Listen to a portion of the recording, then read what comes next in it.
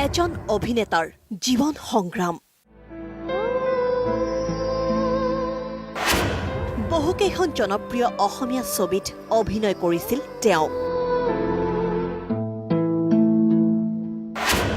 বলিউডতো খোপনি পুতিছিল অভিনেতাজনে জনপ্ৰিয় অসমীয়া ছবি জুন্তা ইমান গুণ্ডাৰ কৌতুক চৰিত্ৰত অভিনয় কৰা এইজন অভিনেতাক নিশ্চয় আপোনাৰ মনত আছে এওঁ হল ৰাজকুমাৰ ঠাকুৰ সমগ্ৰ অসমৰ দৰ্শকৰ মন মোহিবলৈ সক্ষম হোৱা পূৰ্ণ চৰিত্ৰটোৱে আছিল অভিনেতা ৰাজকুমাৰ ঠাকুৰৰ অভিনয় জীৱনৰ টাৰ্নিং পইণ্ট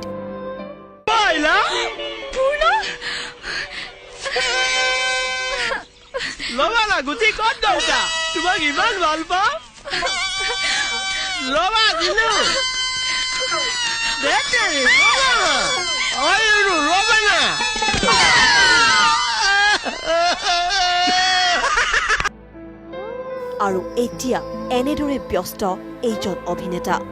কাজিৰঙাৰ ডিৰিঙত থকা ঘুমতি সদৃশ এখন বাঁহৰ চেলুন খুলি এনেদৰে কঠোৰ সংগ্ৰাম চলাই গৈছে ৰাজকুমাৰে দাড়ি চুলি কাটি লাভ কৰা সামান্য টকাৰে নিজৰ পৰিয়ালটোক পোহপাল দিছে এসময়ৰ এইজন সুদক্ষ অভিনেতাই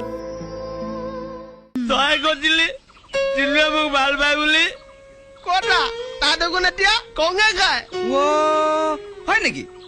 ইমান ফুটনি যদি বাদ দে তেনেহলে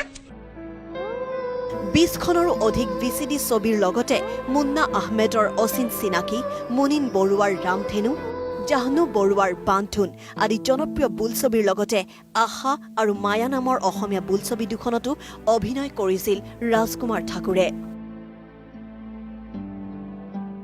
নাটক কৰিছোঁ চিনেমা কৰিছোঁ চিৰিয়েল কৰিছোঁ ডকুমেণ্টাৰী কৰিছোঁ তাৰপৰা গাঁৱৰ ভিতৰে ভিতৰে গৈ পেলাই থিয়েটাৰ ৱৰ্কশ্বপ অৰ্গেনাইজ কৰোঁ থিয়েটাৰ ট্ৰেইনিং দিওঁ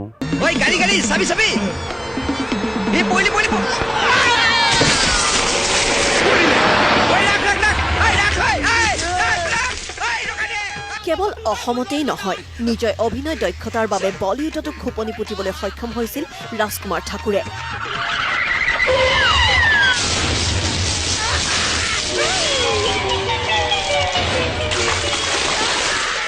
বম্বেত গ'লোঁ বম্বেত আপোনাৰ মই 5খন ছবিৰ কাম কৰিছোঁ তাতে 2খন ৰিলিজ হ'ল আৰু অনুৰাগ কাশ্যপ চিনেমাখন আনটাইটেল হৈ আছে তেওঁ ৰিলিজ দিয়া নাই এতিয়ালৈকে মেৰিট এনিমেল বুলি এখন চিনেমা আছে সেইখন ৰিলিজ হ'ব তাৰপিছত আহিলে অ' জানো আই লাভ ইউ সেইখনত আছোঁ মই ক্ষুদিৰাম হওঁ সেইখনত তাৰপিছত আপোনাৰ আহি গ'ল চাপেকাৰ ব্ৰাদাৰ বুলি এখন চিনেমা আছিলে পুনেৰ এটা বাস্তৱ কাহিনীৰ ওপৰত বনাইছিল সেইখন চিনেমা গুজৰাট আৰু মহাৰাষ্ট্ৰত ৰিলিজ হ'ল তাৰপিছত আৰু ইয়ে ৰিষ্টা কিয়া কেহলাতা হে চিৰিয়েল তাৰপিছত গুমৰাহ আদি তেনেকুৱা কালাৰ্ছত কাম কৰিছোঁ শ্বৰ্ট ফিল্ম 2খন কৰিছোঁ সোল এণ্ড সোল বুলি পেলাই ইউটিউবত আছে ফায়াৰ দ্য এণ্ড আদি এনেকুৱা কেইবাখনো কাম কৰিলোঁ 2 বছৰত মই সেইখিনি ৰাইজ কৰিছিলোঁ কিন্তু মই যদি অকণমান আৰু এবছৰ যদি থাকিব পালোহেঁতেন নহয় তো মোৰ বিশ্বাস তাৰমানে মই কাম আৰু কৰিব পাৰিলোহেঁতেন কিন্তু আৰ্থিকভাৱে দুৰ্বল আৰু এক ৰোগত আক্ৰান্ত হৈ অসমলৈ ঘূৰি আহিবলগীয়া ৰাজকুমাৰৰ এতিয়া এই অৱস্থা তাৰপিছত অসুখ হ'ল তাত অসুখ হওঁতে মৰিগাঁও ইষ্টত এটা মুন্সিপালিটি হস্পিটেল আছে তাত ট্ৰিটমেণ্ট চলিল ট্ৰিটমেণ্টটো কৰি পেলাই তাত লগৰ কেইমান আছে আৰু চিনাকি হ'ল তাৰপিছত তেওঁলোকে কি কৰিলে আৰু বোলে মোৰ জোখতকৈ বেছি গা বেয়া হোৱা দেখি এটা কাম কৰ তই গাঁৱৰ পৰা আগে যা জেগা চেঞ্জ হৈছে গাঁৱলৈ যোৱা নাই তাৰপিছত তেওঁলোকৰ টিকেট চিকেট কাটি দিলে ট্ৰেইনত কাটি দি টকা 1000মান পকেটত ভৰাই দিলে তাত ঘৰলৈ আহিলোঁ ঘৰলৈ আহি পেলাই থাকিলোঁ থাকি পেলাই মাজে মোৰ ফাইনেন্সিয়েলি বেয়া হ'ল অৱস্থা অলপ বেয়া হৈ আহিছে আৰু কি কৰিম কিবাটো কৰি খাবই লাগিব তো চেলুনখন এইখনতে হাতৰ বিদ্যা এটা আছে চেলুনখন আৰম্ভ কৰিলোঁ চৰকাৰ তথা কোনো দল সংগঠনৰ পৰা আজি পৰ্যন্ত লাভ কৰা নাই কোনো সহায় সহযোগিতা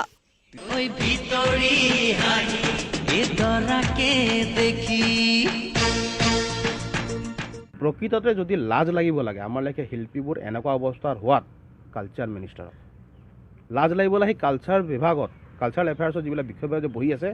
তেওঁলোকে লাজ পাব লাগে যে আজি 17 বছৰ 18জন নাটকৰ কাম কৰা মানুহবিলাক ক'ত আছে কেনেকৈ আছে তেওঁলোকে আমাক এই পৰিস্থিতি বাধ্য কিয় কৰায় আঙুৰ লতাৰ লগত একেলগে ছবি কৰিছোঁ জুমদা ইমান গুণ্ডা কি ক'ম আৰু তাইও মানে তেওঁ এগৰাকী শিল্পী আৰু শিল্পীয়ে শিল্পীৰ বিষ ভালদৰে বুজি পায় আৰু তেওঁ যদি এটা বিষ সেই বস্তু অনুভৱ কৰে যে এই বস্তুটো কেনেকুৱা ধৰণৰ মানসিক অৱস্থা হয় চাগে তেওঁ নিজে মাত মাতিব কিবা এটা কৈ চাব অদম্য হেঁপাহ পুহি ৰখা ৰাজকুমাৰৰ এটাই সপোন পুনৰ অভিনয় কৰাৰ আৰু এই সপোন বাস্তৱায়িত কৰিবলৈ এতিয়া প্ৰয়োজন আপোনাৰ মোৰ সঁহাৰিৰ যি সঁহাৰিয়ে দিব পাৰে এজন জনপ্ৰিয় শিল্পীক এক নতুন জীৱন কুমাৰ দাক আমি বহুত আগৰ পৰাই চিনি পাওঁ সৰুৰ পৰাই আমি জানো বহুখিনি তেওঁৰ অভিনয় আমি দেখিছোঁ আচলতে এজন শিল্পী হিচাপে এনেকুৱা এটা কাম কৰিবলৈ যোৱাটো বা আৰ্থিক অৱস্থা দুৰ্বল হৈ এনেকুৱা এটা কাম কৰিবলৈ যোৱাটো অতি দুৰ্ভাগ্যজনক কথা বিশেষ একো নকওঁ এই ক্ষেত্ৰত কিন্তু চৰকাৰে অলপ মানে গুৰুত্ব দিয়াটো খুবেই প্ৰয়োজন এই সময়ত তেনেহ'লে আগবাঢ়ি আহক আৰু সহায় কৰক এইজন সুদক্ষ অভিনেতাক কাজিৰঙাৰ পৰা বিতুপন বৰা আছাম টক্স